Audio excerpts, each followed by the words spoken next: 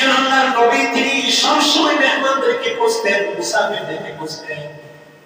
হঠাৎ করে একবার যখন এক বৃদ্ধ লোকের সাথে সাক্ষাৎ হলো, ইব্রাহিম আলাইহিস সালাম বৃদ্ধ লোককে মেহমানদারি করার জন্য বাড়িতে নিয়ে গেলেন।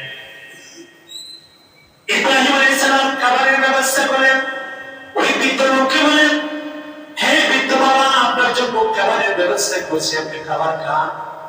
কিন্তু আপনি যখন খাবার খাবেন, খাবারের শুরুতে আপনি বিসমিল্লাহ বলবেন। কিন্তু লোকটা হলো মুসলমান, অন্য ধর্মের লোক।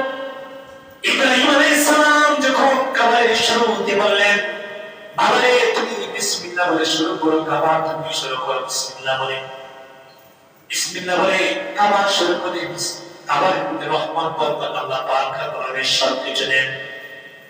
ইব্রাহিম আলাইহিস সালাম যখন বিসমিল্লাহ বলে খাবার খাবার জন্য লোকজন স্বীকার করলো, আর সে তো হলো আগুন ফাজারি অন্য ধর্মের লোক, সে বিসমিল্লাহ বলে তার বিশ্বাস নেই।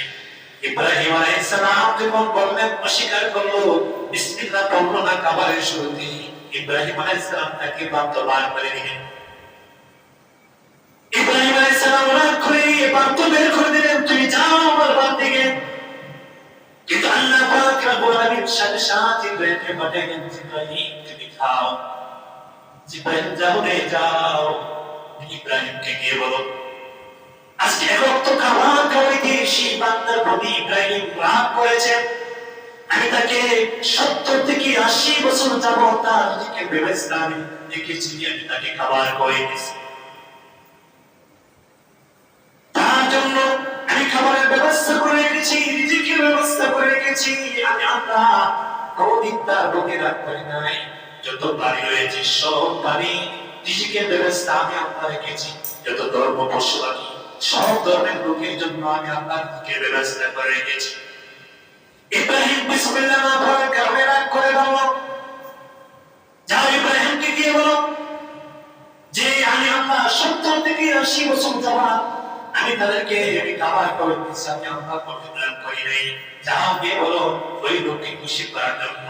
যখন ইব্রাহিম আলাইহিস সালামের কাছে যখন জিবরীল এসে বলল, ও ইব্রাহিম, আল্লাহ পাক বলেন 70 থেকে 80 বছর যাবত ওই ব্যক্তিকে রিজিকের ব্যবস্থা করে রাখছেন, আল্লাহ পাক কোনদিন রাগ করেন নাই। তুমি এই ভক্ত খাবার খাওয়াইতা, তারপরে তুমি রাগ করেছো, ওই ব্যক্তিকে তুমি নিয়ে আসো।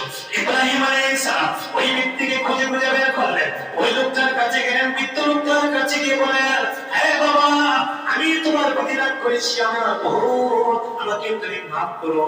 আল্লাহ পাক রব্বুল আলামিন, আল্লাহ সুবহানাহু ওয়া তাআলা জিবরাইল দ্বারা আমাকে পাঠাইলো, আমার ভুল হয়েছে, আমি রাগ করেছি। তখন ওই লোকটার কাছে গিয়ে বলেন, বাবা তুমি আমাকে মাফ করে দাও।